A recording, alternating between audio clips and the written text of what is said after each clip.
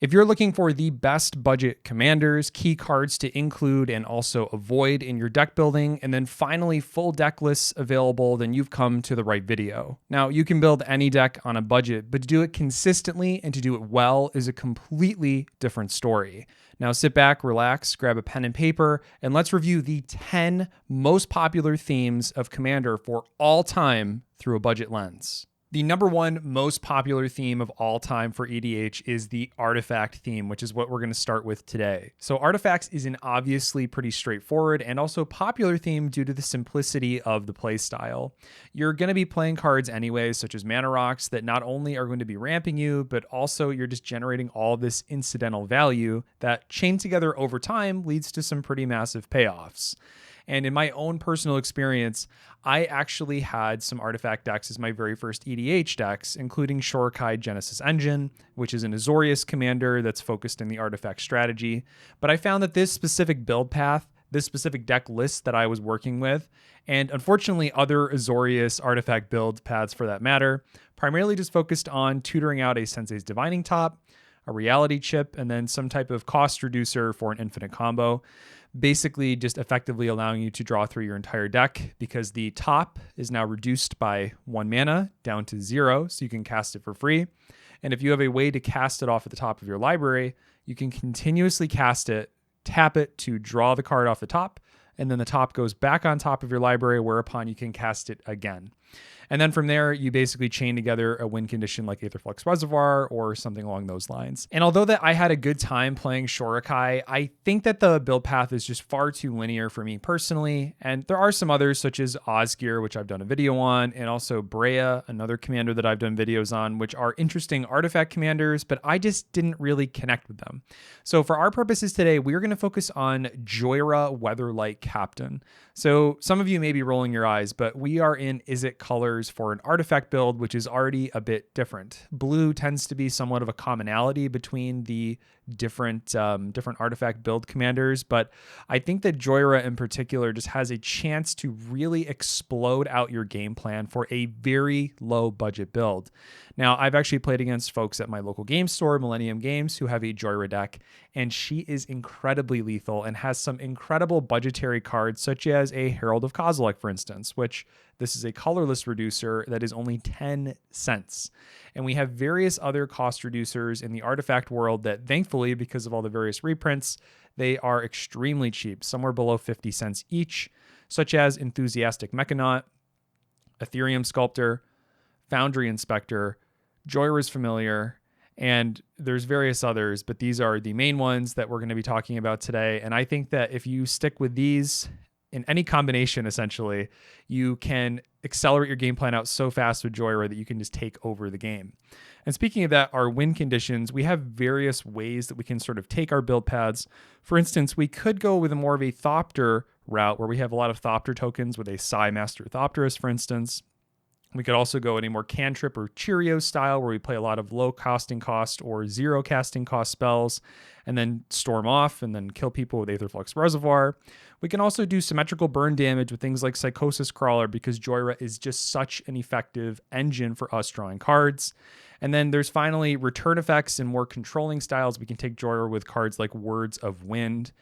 Really, your options are not endless, but they are quite plentiful. So whatever win condition that you want to stick with, I would just say stick with that win condition, maybe 1 or 2 in your deck. Don't go crazy and add in like a bunch of different win cons because then your deck is going to be too spread out and you won't have enough of the meat and potatoes of your build paths, such as the cost reducers and various other rocks and that sort of thing that makes Jhoira good to begin with. Don't forget what makes her good, which is the cost reducing cards. It is the low casting cost or 0 CMC artifacts. Make sure those are included and then pick a couple build paths, and I think you'll be quite successful with this in a budget format. It wasn't long ago that Treasure was a new and niche format, but as it's gone on, it is now the number 2 most popular theme of all time for Commander. And that's with some good reason. There are some incredibly strong commanders that sit in this bracket, but are they really budget? Many of the popular commanders sit above $10 or more, and oftentimes require more expensive cards to enable their synergies. Cards like Prosper Tomebound, who sits rightly at the top, but unfortunately requires various cards and synergy pieces to actually make the deck plan something that is a bit more reliable. In that same bracket, we also have the original Korvald, which many of you are probably aware of. It is also sort of a boogeyman of the format. This original commander that sat in the treasure format also happens to be one of the most powerful and also resides at many EDH tables. For that reason, it tends to be less akin to a budget build. It's less friendly for budget. I also did look at Magda Brazen Outlaw, which can be definitely built in a more budgetary format, especially if you go heavier into an artifact theme than dragons. However, I find that this is a bit more difficult to build around in a budget format, and as such, we're going to look at a slightly different commander, one you may be not readily aware of, Ognis the Dragon's Lash. Now, Ognis benefits off of haste enabling, and as such, some of our key cards, such as Anger, Urbrass the Hidden, and Goro Goro, all grant haste for your entire board, allowing you to trigger Ognis multiple times on the same turn. Likewise, Rhythm of the Wild is another great include because we do have access to green, and as such, we should take advantage of that. With the recent reprints, Rhythm of the Wild is extremely inexpensive. The same goes for Academy Manufacturer and Mayhem Devil, both of which have come down in price substantially, making it a great time to pick up both of these reprints in order to better benefit your strategy with Ognis. Now, some amazing new includes that have come out recently, such as Adeline Jackal, doubles to ramp you while at the same time proccing Ognis to get the additional treasure token. Another new include is Samut, Vizier of Noctamun, Samut. Has haste already, but also is essentially an Orin Frostfang on a body for an overall cheaper mana cost, whilst at the same time triggering Ognis, and overall is pretty inexpensive. This is a great include. You can also take the deck heavy into the treasure token theme with cards like Nadir's Nightblade, Marionette Master, Mayhem Devil, which was already mentioned, Mirkwood Bats, and Disciple of the Vault. Now, a deck like this is going to actually not be terribly expensive to build, as the support around treasure has been reprinted and printed again and again, and I suspect that as time goes on, these cards will be even cheaper to acquire.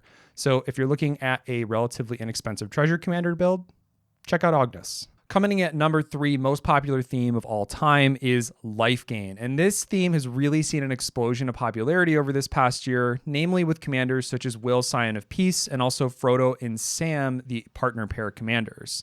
Now, Lifegain is a theme that in general tends to be a bit more on the expensive side, at least for some of the more important includes and important cards that go into the deck.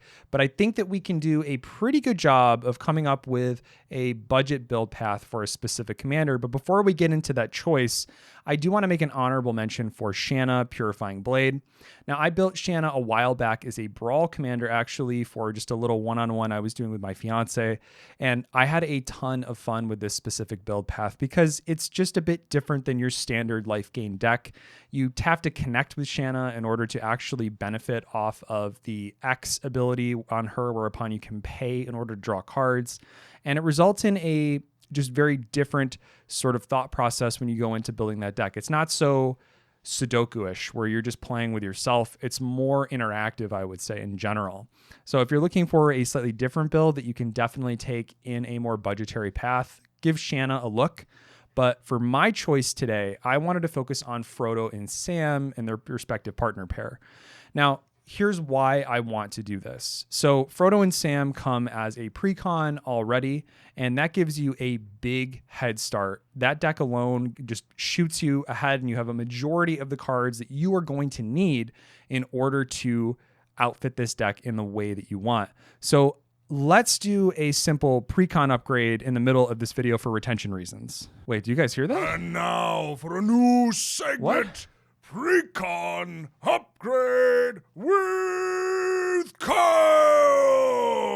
That was really weird. Anyways, so let's just jump right into the deck list. So in my final version of this budgetary deck, we're cutting right to the good stuff. I had 24 total cuts that are seen on screen now, and the total overall mana value of the deck was lowered, but the price has gone up approximately $50. So, but I think the price to improvement ratio is just massive, and it really outpaces the cost. So between purchasing the pre-con for yourself and then an additional $50 or so, again, as seen on screen now, you basically get a fully fitted out Lifegain deck for only $100. And I think that this new version of the deck has better overall payoffs. And also, the best part about this, you have tons of room for upgrade potential. The deck is going to be consistent, and then you can just take it the step further when you are ready to financially invest in the deck if you so desire, and then make sure that you can, slot out some easy to slot out pieces and fit in bigger hitters. I do want to highlight a few cards that are just insane. I don't know why they're not more expensive. Number one is Sarenth Steelseeker. This card is just crazy, and it's legitimately 20 cents. I'm going to put it up on screen now. This effect is just wild to me that it is only a 20-cent card. I remember when this got printed initially, I thought this was going to shoot up to like $5 or $10, but I guess it was just somewhat too niche of an effect to realistically demand that price. But that means you get an incredible card for extremely cheap. So go ahead and pick up a Sarenth Steelseeker for your deck. Now, in this deck in particular, the pre-con that Sam and Frodo come in, I removed all the Tree Folk synergy in the deck because I felt like it was mostly just detracting from the overall purpose of our deck. The only one that I left in, however, is Treebeard because I felt like he was general enough and good enough to keep in. And I was trying to keep the overall upgrade price under $50 for you. That way you can actually have, a functioning deck for about $100. So you're welcome. I do want to focus in on Feasting Troll King, Marionette Master, Crested Sunmare, and Wicked Wolf, which are all notable includes, relatively budget friendly, and they basically take the place of the Tree Folk in the deck in terms of a higher CMC option. They kind of fill out your curve, so to speak, and they also heavily capitalize on our food synergies. So I think that if you're looking for a good win con, this is a great place to start. So I would probably recommend not skimping on these cards, in particular cards like Marionette Master, which has a real chance just to close out the game, and Crested Sunmare making tokens on every single, I think it's end step or upkeep, is just crazy. So don't skimp on these cards. I would highly encourage spending a few extra dollars in order to get a realistic way to close out the game faster. So that is number 3 theme, Lifegain, Frodo and Sam pre-con upgrade. Let's go on to the next one. +1 counters are now available in a wide variety of color combinations, with the only standard color really across almost all builds being green. And I have built numerous +1/+1 counter decks in pretty much all of the top tier color combinations, and I can say that without a doubt, the cheapest and most cost-effective way to build this is around the Selesnya colors, green and white. The general build path is nearly the same for all of these, which you can also see with my Vreston deck, linked down in the description below. And that works as sort of a general build path you can follow. But I want to see how Lysel and Master Chef measures up, because this combo is absolutely lethal and was able to build insane boards time and time again for me as my very first +1/+1 counter heavy deck. A vast majority of these insane includes are actually under 50 cents. Just take a look at the high synergy page from EDH Rec. My mouth is literally watering just thinking about the price to performance that these cards get. If you're looking at a very consistent commander to build on a relatively low budget, I think that a Lysel Master Chef combo is going to get you mostly there, because the includes and staples that are required tend to be very cost effective. Now, I do want to take this time to highlight a few cards that some of you are probably already thinking about, namely Doubling Season, the new Virtue of Loyalty, Parallel Lives, and maybe to a lesser extent Smothering Tithe, which is basically the insane enchantment suite that goes along with the typical Selesnya colors. Anointed Processions in there as well. Now, I'm here to tell you that I do not run these in a majority of my +1/+1 counter decks and or my token decks, because if you build your deck in a way where you do not need these to enable your strategy, then you are already going to be better off when eventually, as you're upgrading, you do finally get a chance to include them, because these cards should be gravy. They shouldn't necessarily be the main enabler for your strategy. That would simply be ridiculous. And with the recent reprinting of Branching Evolution, which is the +1/+1 counter themed card shown on screen now, it is actually below $10. And I think it's in a very good position for people to pick it up for a Selesnya +1 counter build. And with the vast majority of the time, you get the benefit out of this card in the same way and in the same manner as you would with doubling season. It's just that Branching Evolution costs 2 less mana to cast and is insanely cheaper when you're actually trying to afford your deck in the first place. Now, another notable include that I want to throw in here is, of course, Avenger of Zendikar, which goes in pretty much all of my Selesnya +1 counter builds. Now, this card is a finisher. It protects you. It synergizes with +1/+1 counters, and I simply wouldn't skimp on this include, especially if you're primarily in green, whereupon you're going to be relying a lot on land ramp, which means you're going to have a higher overall land count, which makes this card even better. So do not skimp on the Avenger of Zendikar, trust me. Now, I could have gone in depth with a variety of other includes here, even some that are a little bit off theme, so to speak, such as a Felidar Retreat, which goes excellent in a +1/+1 counter theme deck, but we would be here literally all day talking about the incredible includes you can fit into Selesnya for under $1.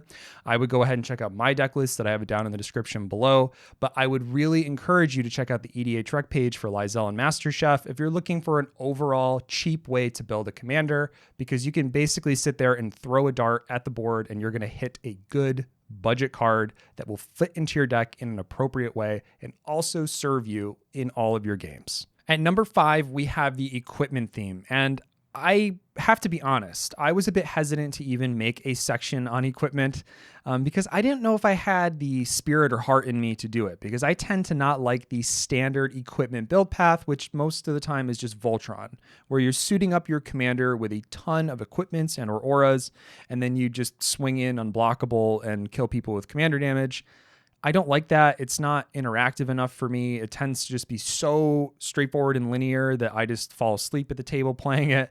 But I think that we can circumvent this a little bit with a new commander that's built slightly jankier, the new Nahiri. So I think that Nahiri has an excellent budget build around strategy that we'll get into. You could also go with commanders like Arden and Rograk, the partner pairing, and that is a great Boros standard build for equipment, but you are getting into Voltron territory if you're going with an Arden and Rograk strategy. I think commanders like Brunor and also Astor, which will make it into our final Nahiri deck, as commanders specifically can be built around on a budget because they have the innate ability to reduce or cheat equip cost more or less altogether. And in a budget format, we are dealing with equipments which tend to have crazy payoffs, but they are extremely expensive to get out on the board and equip. Cards like Argentum Armor, which by itself is already expensive to cast. And then, by the way, you have to spend 6 more mana to equip it, which is just insane unless you have some way to cheat it, which is what these other commanders circumvent. Another card I think of is Colossus Hammer, which is really not that expensive. It's like a little over $1. And this card is great in Voltron strategy. It's great in any equipment deck if you have the way to cheat the equip cost. So we're going to focus in on Nahiri. And I made another deck for you guys because I'm crazy, I guess, because I just wanted one. I actually ended up building 2 deck lists. I'll put them both down if you're interested, because when I was building the budget list, I realized that I was enjoying this build path so much that I wanted the deck for myself. So you get 2 lists for the price of 1. Now, for the budget Nahiri list, I wanted to place some focus on the 4 Mirrodin and also the living weapon sub-themes. And that is multi-purpose. It's meant to help enable Nahiri's reduction so we can get Nahiri out sooner, but also triggers her second ability to draw us as well. I think that that's very important. Unfortunately, some of the best living weapon and 4 Mirrodin cards can be fairly expensive, such as the Bitterthorn Nissa's Animus, which is an incredible living weapon piece. And unfortunately, some of the living weapon cards are, in fact, so bad, I would say, on the other side of the spectrum, that even in a budget setting, I would absolutely not recommend them. And as such, we had to trim those as well. So it gets a little bit tight because we don't have as much flexibility with what we're actually putting into our list.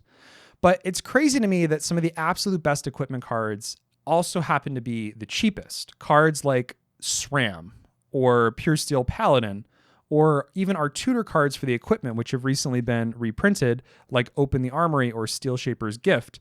They are actually pretty budget friendly now, around like $3 to $4, where when you compare it to another white tutor like Enlightened Tutor is $20+. It's crazy the amount of money you actually get to save. It's sort of like earlier, or is it earlier, later, the video? I don't know. We're talking about +1 counters. when we have something like a doubling season, why not just replace that with a branching evolution? It's not only cheaper in terms of financial cost, but it's also cheaper in terms of mana value, and it basically does the same thing. In our deck here, we are searching out equipment specifically anyway. So putting in a Steel Shaper's Gift, for instance, is going to most of the time do the exact same thing an Enlightened Tutor will, and we're not going to lose any function of the deck. So I think that that's very exciting for me, and it should be exciting for you because of the reprints that just came through recently. Now, there are also tons of budget-friendly equipment based on cards which allow you to draw, and this can sometimes be a limitation in our budget deck building. But the interesting part here, as mentioned with cards like SRAM is in the most expensive budget lists, but he's in the most expensive lists in general, but he also makes it into the budget builds because it is such an effective draw engine. So in this case, for this commander, we have so much power at our disposal for a relatively low ceiling. So I would really encourage you to give the Nahiri deck a try if you're interested in an equipment build that isn't just about suiting up your commander. And yes, unfortunately, sometimes it just turns into that, but we can't get around that. That is just the build path with equipment in general. But if you're interested in something a little bit different, give Nahiri a try on a budget. At number 6, we have the token theme. Now, we can take tokens in literal hundreds of directions at this point in time. So I think that our focus today has to be on the overall cost effectiveness exclusively. So I can't let my own opinions bring me down. I do think that Selesnya, unfortunately, also has some of the best budgetary builds here, including commanders like Kadira, Caller of the Small, and also Rhys or Reese, the Redeemed. I think that these are two incredible commanders I have personally seen played in a budget way that tend to massively overperform. However, you can take the token direction in a monocolor and include cheap cards in a build like Krenko, as shown on screen. Or maybe build in Izzet colors and build Brutaclad, which I have a deck list for, linked down in the description below. Your options for budget commanders are really plentiful. Now, I think an interesting choice today that I want to talk about is Chatterfang, and that's because you get to dabble with infinite combos left and right in a token theme. And because of this, cards like Doubling Season or Parallel Lives, like we've already discussed in other themes, are even less necessary than they normally are. For example, Chatterfang and the newly reprinted Pitiless Plunderer immediately go infinite. When you play 1 black mana and sack a squirrel, due to Chatterfang's ability, the Plunderer sees the sacrifice and then will make a treasure token. But then Chatterfang sees the treasure token and then says, let me make another squirrel token, meaning you effectively make infinite sacrifices of your squirrels, and then you can basically buff up your creatures to whatever metric you need to win the game, or also destroy all of your opponent's creatures. And an even crazier combo to make infinite squirrel tokens in this deck is with Scurry Oak and Ivy Lane Denizen. Having the Denizen on the battlefield, then you cast the Oak, and then you can infinitely buff up your Scurry Oak and make infinite 1/1 tokens on top of that. And that's in a budget deck. How crazy is that? A similar interaction to this exists for a slightly more expensive card, Coat of Arms, whereupon you can make infinite squirrel tokens. And that's a little bit more of a convoluted build path, but I promise you it's very easy to understand. Just check out the EDH rec page with the combos. It explains everything. And the beauty here is that you get this play style, and then you can progress into more expensive cards when you are ready for it, and then build up the deck to a much more competitive one because Chatterfang tends to err on the more powerful side. So you have this beautiful shell that you've constructed for yourself in a Golgari color set, which is a very popular color set. So you should also have some of the dual lands for this and the upgradability in your land base. And then eventually you can build into the more expensive combos, the more expensive lands, all of that stuff. I think it's a great shell if you're looking at tokens specifically. But go ahead and also check out my other decks mentioned in the description below. Oh, wheels. At number 7, we have our wheels effect, which wheels simply means cards that basically wheel the table. It means cards that allow us to either discard or shuffle back in and then draw a fresh hand. And when we think of wheels, there's some classics that come to mind, such as Nekuzar, or maybe the Locust God, or Niv-Mizzet Perun. But we also have some other newer interesting cards like Queza, and some older ones that are a little bit more niche like Xyrus, which is one of my very first videos on this channel, and you all know how I feel about Xyrus. The common denominator here across all of these is blue. And I think as a shared prerequisite moving forward, I think this has to be included because there are so many budgetary wheels that exist. And then I think this is basically followed by red as the next best color for wheels for obvious reasons. There's Wheel of Fortune, for instance, which is the OG wheel that started it all. But blue is our shared prerequisite across these. So I already did a Niv Mizzet build as well, including a more budget take on the list. So go ahead and check that out in the description down below. But we need a different commander to focus on. And I have personally seen budget Quasar lists and the Locust God at some higher power level tables do some insane things. So in this case, it's one of those situations where if we already have our commander out, we are always just a few wheels away from completely ending the game. Now, the same goes for a commander like Nekuzar, and actually Nekuzar is pretty cheap now after a reprint, but in my experience, he's such a boogeyman of the format that he tends to get targeted down immediately. So it becomes much more difficult to manage in a budget setting without any of the free, easy protection resources that tend to be available for us at higher power levels. Now, for that reason, I think that we need to focus on Quasar because her single targeting seems benign at first, but as you'll soon learn, we really need to respect the Cephalid here. She does some insane things. Cards like Day's Undoing, Windfall, Commit Memory, Jace's Archivist, Whispering Madness, Emergency Powers, Flux, which by the way doubles to set up your graveyard, by the way, Diminishing Returns, and Game Plan are all budget wheels for under $3. And that is 9 total wheels that affect the table. But the beauty is, with this commander, with Quasar, you don't have to make the rest of the table draw cards. If you can get yourself to draw yourself, you will be able to burn the table out. So cards like Tolarian Winds to burst down an opponent, for instance, or Teferi's Ageless Insight to get incremental advantage are huge includes. And by the way, Teferi's Ageless Insight was just reprinted, and that card is very cheap. It's like 50 cents when it used to be almost $3. So now might be a great time to pick that one up as well.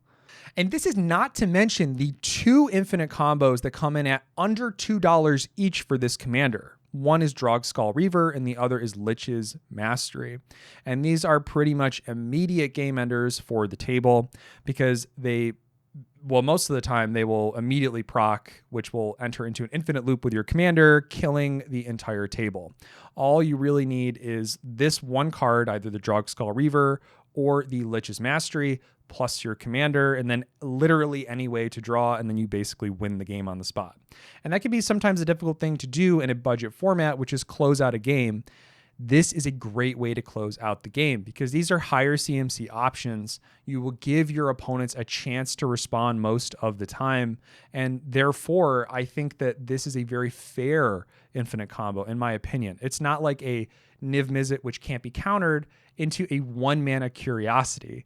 This is your commander, which is already a little bit more expensive, and then a very expensive combo piece with very heavy pip requirements in some cases. So I think that this is a more fair build around, and I think that if people feel bad about it, then maybe they need to play in a different table or they need to check themselves because this, I think, is a very fair infinite combo. But lastly, I just want to mention an absolute all-star of a card, and I'd be remiss if I didn't bring it up, especially because we're talking about blue, Ominous Seas. Now, I love this card. Ever since I started playing the game, it's fit into nearly all of my heavy draw themed decks or wheel decks, and I promise you, it does not disappoint. So this card basically just works by adding counters to this enchantment, which by the way is extremely cheap. And then you can remove said counters. I believe it's 8 of them to get an 8/8 Kraken. So this enchantment sits on the battlefield. And then once you've built up 8 counters, you are now holding the gun. If somebody tries to remove the enchantment, let's say, while you have counters, well, just remove the counters and then you still get your Kraken. It also acts as a threat piece. Maybe somebody doesn't want to attack you with their commander now because you have a huge blocker that could be immediately present with this effect. And I would just give you one tip. I would wait to activate it when you're in these situations or before your turn. That way you get to benefit off of the attack from this Kraken that you summon. It's a fantastic card. It's under $1. Pick it up and put it in your list. At number 8, we have an old classic, Aristocrats, basically gaining advantage by sacrificing your own creatures. Now, I want to take a slightly different approach with this one, so don't lose me right now. Whereupon we are going to just look at general Aristocrat staples, specifically in the black color pie, because that makes up a majority of our win conditions and also will act as a good shell of a build path for you to upgrade your deck in the future. Now, of course, I am sort of barring white and green editions here, respectively. We're talking about Teysa Karlov, which is the OG Aristocrats commander, but also Marin of Clan Nel Toth, which has our green component. But both of these have something in common. They tend to use a lot of the same black pieces to build around. So I'm thinking of cards like Zulaport Cutthroat, Pitiless Plunderer, Blood Artist, Falconwrath Noble, Sifter of Skulls, Grim Harrowspex, Viscera Seer, Sir Conrad, which was recently reprinted, now only $1, and Ellis Ilkor, which, yes, it does have white in it, but it tends to fit into as many decks as possible because it is so efficient at what it does, and that could be a commander in and of itself for Aristocrats. All of these includes are basically placed in every single Aristocrats build, whereupon you do have black in there as well. And I think that the beauty of this is that all of them, aside from the Pitiless Plunderer, are at about $1 or less. The Blood Artist can sometimes fluctuate a little bit in pricing, but it tends to stay around $1.50 to $1, and you can make that reasonably fit into your budget, especially if you have other includes like the Falconwrath Noble, which is only 20 cents. So I think that in terms of an Aristocrats build, this is a more generalistic recommendation, which is to pick up as many of the black staples as early on as possible, because now if you are displeased with how your Teysa Karlov build is going, it's extremely easy to swap over to a Marin of Clan Nel Toth build.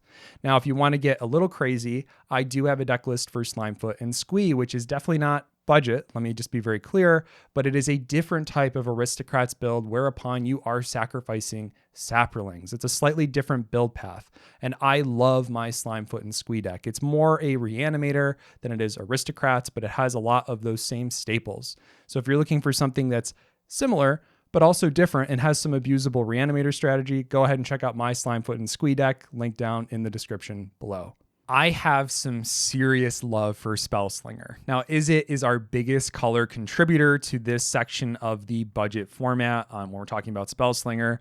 And with some of our wheel commanders, they also happen to double as a Spellslinger commander, like Niv-Mizzet Perun, for instance. And often you end up with a lot of overlap. There's a lot of similar cards that go between the two. A lot of the aforementioned wheels decks can also double in this department. So let me change gauges a little bit slightly here, and we're going to talk about a commander that I have some serious love for, which is Ovika.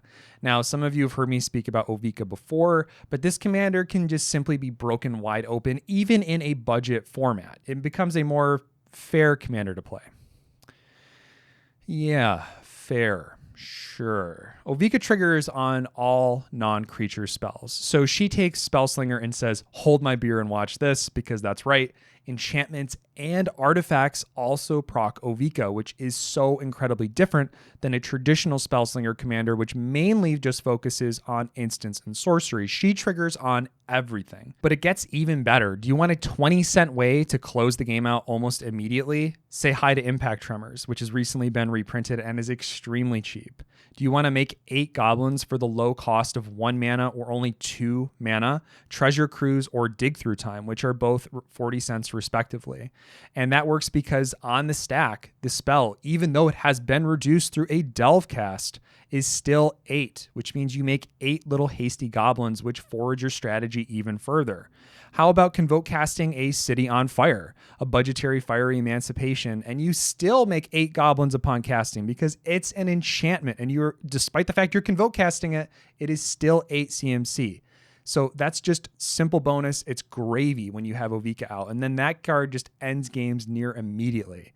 And all the while, let's go ahead and cheat out our spells with cards like Sorcerer Class, which allows our little goblins to tap for mana. And this one card, Sorcerer Class, has ended so many games for me, and it would have been impossible otherwise because the mana generation that you get from this is insane. So do not cut Sorcerer Class when you're looking at a budgetary option for Ovika. And you probably think I'm done here, but let's talk about Seething Song and Mana Geyser, which are not only insane mana generators, but they also make you additional goblins and then set you up to cast a game-ending spell, such as a Mana Geyser into a Surge to Victory, or maybe a Call Forth the Tempest, or maybe an Apex of Power, or a Mizzix Mastery. All of these budget includes almost immediately end the game for a relatively low cost. Ovika does some crazy stuff. Can you tell that I love the commander?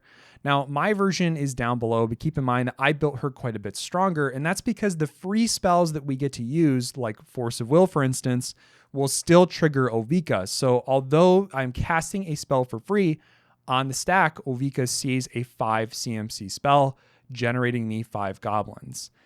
It's just an insane commander. It has tons of potential, and I think that in the future we could also see some more fun and different Ovika builds, for instance, Ovika all artifacts or enchantments, for instance. And I think if you want to also build this commander and then have room to upgrade into a more powerful version, I promise you will have a good time playing Ovika. It just feels so powerful to do this degenerate goblin shenaniganry. So try her. Just try her. That's it. So we've arrived at our very final theme, which is auras. This is number 10 of the most popular themes of all time, but viewed through a budget lens. So for this theme, there are some interesting 3-mana commanders, which I have built around in the budget format, but I find that it is very difficult to get consistent games with them. And as such, we're going to stick with mostly mono and dual colored commanders, so that way you have a better gameplay experience. I'm talking about commanders like Light Paws, Ivy, Gleeful Spell Thief, any of the Wilds of Eldraine Selesnya commanders, and of course Ariette, which happens to be my most popular video of all time for this channel, and the most popular time at making this, which are all excellent budget includes and budget commanders. White mixed with basically anything makes the aura theme really tick, and Selesnya, for some reason, which crops up time and time again, tends to be the best for this. But for our final build around, let's challenge ourselves a bit by picking Ivy Gleeful Spell Thief, which can easily be built on a budget. Just look at her top recommended cards on EDH Rec. We're spending just a few dollars to get 10 of the best cards, which are the best includes for this deck. The best part here, though, is that with recent reprints, the Enchantress cards like Citizen Champion, Sanctum Weaver, Tanglespan Lookout, or Eidolon of Blossoms are all extremely cheap right now. In fact, arguably, this might be the best time in MTG history to build a powerhouse Auras Matter Enchantress deck if you want to go that route. And I would highly encourage you to check out some of the Enchantress staples over on EDH Rec. Now, these amazing Enchantress staples also double as targets for our auras with Ivy, which just doubles as synergy with our commander, which is awesome. And on top of this, recent reprints have really pushed down the price of certain Simic land staples, meaning that you can kit out our mana base for around $20 to ensure that you have consistent games time and time again, which is something I rather love about the Enchantress builds. They tend to make games consistent because you have so much draw synergy with your pieces, natural land ramp with some of the Enchantress pieces, and then effective methods for closing the game out, especially with Ivy sitting in your command zone. Definitely give Ivy a try if you're looking for a budget Auras Matter commander.